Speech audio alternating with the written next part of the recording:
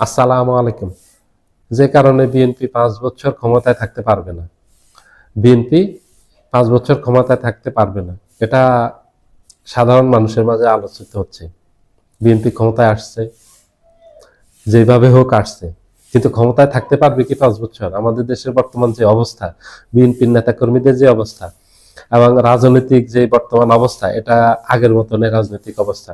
রাজনৈতিক পরিবেশ পরিস্থিতি ব্যাপক পরিবর্তন ঘটে গেছে মানুষের মাঝে। এটা বিএনপি বুঝতে পারেনি। এই জন্য বিএনপিকে নিয়ে মানুষ শঙ্কিত। থাকতে পারবে তো বিএনপি 5 বছর ক্ষমতায়?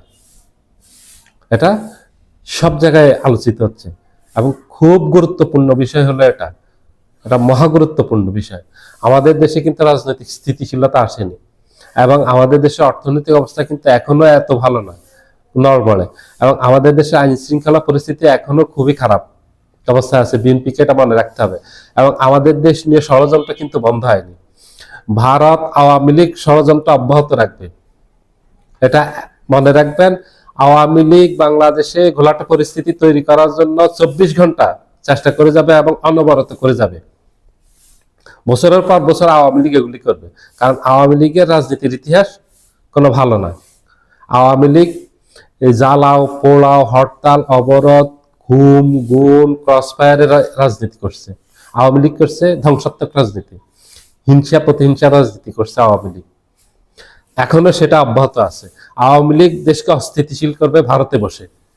ভারতে বসে সেই ষড়যন্ত্র অব্যাহত আছে। আওয়ামী লীগের নেতা কর্মীদের এখনো বক্তব্য দেখবেন, এই যে সামাজিক যোগাযোগ মাধ্যমে যে বক্তব্যগুলি দেয় শেখ হাসিনা এবং আওয়ামী লীগের অন্যান্য নেতা কর্মী যারা আছে পলাতক দিল্লিতে, তারা যে এই বক্তব্যগুলি দিচ্ছে এবং বিভিন্ন মিডিয়ায় আসতেছে, এই যে ইউটিউবে আসতেছে, ফেসবুকে আসতেছে, টেলিগ্রামে আসতেছে, বিভিন্ন এই প্ল্যাটফর্মে এসে যে তারা বক্তব্য রাখতেছে, সেখানে এখনো তারা ওই আগের বক্তব্যই রাখতেছে, পুরনো অবস্থায় আছে।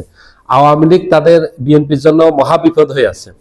তার উপর বিএনপির নেতাকর্মীরা সারা দেশব্যাপী যে এইভাবে তাণ্ডব চালাচ্ছে বিরোধী দলের নেতাকর্মীদের উপর, এই যে হামলা ভাঙচুর করতেছে যেভাবে, বাড়িঘর, ব্যবসা প্রতিষ্ঠান, ব্যক্তিগতভাবে আক্রমণ করা এবং প্রশাসনকে গিয়ে হুমকি ধুমকি দেওয়া, এগুলি যে করতেছে, এগুলি বিএনপি বিপদে পড়বে।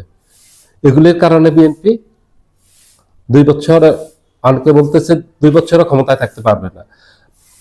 হাসনাত, শারজিস, এই সজীব, আসিফ মাহমুদ, সজীব ভুইয়া, ওরা তো ডিক্লারে দিছে, এনসিপির ওরা তো ডিক্লারে দিছে যে বিএনপি 2 বছর থাকতে পারবে না।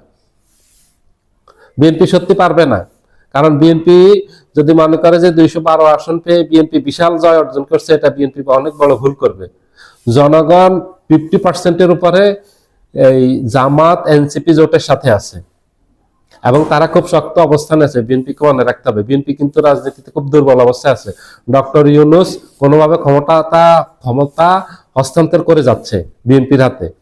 বিএনপির হাতে ক্ষমতা দিয়ে ডক্টর ইউনূস বেঁচে যাচ্ছে, বিএনপি বিপদে পড়তে যাচ্ছে। এবারের ক্ষমতা কোনো স্বাভাবিক অবস্থায় যাবে না। আমাদের দেশে অনেকগুলি সমস্যা আছে। এই যে এলডিসি উত্তরণ, এটা খুব কঠিন ব্যাপার। এই যে বিদেশে যে আমাদের জিনিস এক্সপোর্ট হবে, এখন যে শুল্ক মুক্ত সুবিধা পায়, এটা পাবে না এই বছর থেকে, এই বছরের মাঝামাঝি সময় থেকে পাবে না। এবং বিদেশিরা যে ছাড় দেয় আমাদের বিভিন্ন ঔষধ মেডিসিনের যে কাঁচামাল আসে, এগুলির উপর যে শুল্ক ছাড় দেয়, সেগুলি পাবে না। তখন এই 1 টাকার ওষুধ 10 টাকা দিয়ে কিনতে হবে। এরকম আমাদের অসংখ্য জিনিসে দাম বেড়ে যাবে। বিএনপিকে এগুলি সব মোকাবিলা করতে হবে। বিএনপিকে রাজস্ব বাড়াতে হবে। রাজস্ব না বাড়ালে দেশ পরিচালনা করতে পারবে না বিএনপি। বিএনপির ভিতরে বহুত বড় সমস্যা আছে। বিএনপি নানামুখী সমস্যায় জর্জরিত। বিএনপি যদি এখন রাজনৈতিক স্থিতিশীলতা না আনে দেশে, তাহলে বিএনপি জন্য বিপদ অপেক্ষা করতেছে। বিএনপি মহাবিপদে পড়বে। প্রথম স্থিতিশীলতা প্রয়োজন বিএনপির জন্য, বিএনপির নেতাকর্মীদের নিয়ন্ত্রণ করা, সন্ত্রাসী কর্মকাণ্ড নিয়ন্ত্রণ করা, এক কথায় তাদেরকে এখনই কঠোর হস্তে দমন করা, নাহলে বিএনপি থাকতে পারবে না ক্ষমতায়। এটা বিএনপির জন্য সবচেয়ে বড় সমস্যা হবে।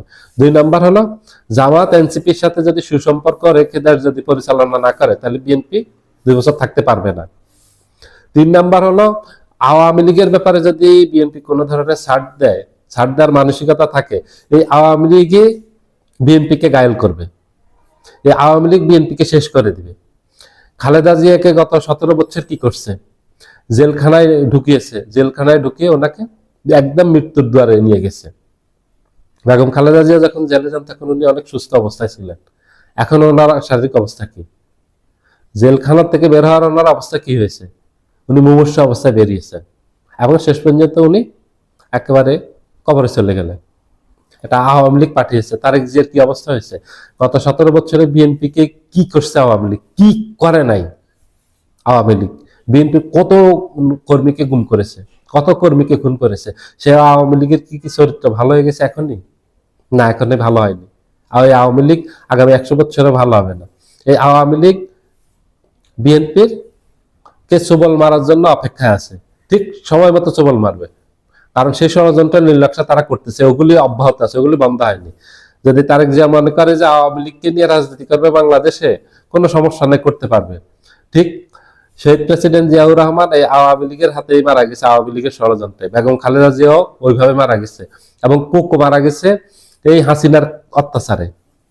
এবং এই যে বেগম খালেদা জিয়ার পরিবারটা সরকার হয়ে গেছে, বিএনপিটাকে একেবারে ধ্বংস করে দিতে চেয়েছিল শেখ হাসিনা, আওয়ামী লীগ। বিএনপি এগুলি, শেখ তারেক যেগুলি ভুলে গেলে চলবে না, বিএনপির নেতা কর্মীরা এগুলি ভুলে গেলে চলবে না।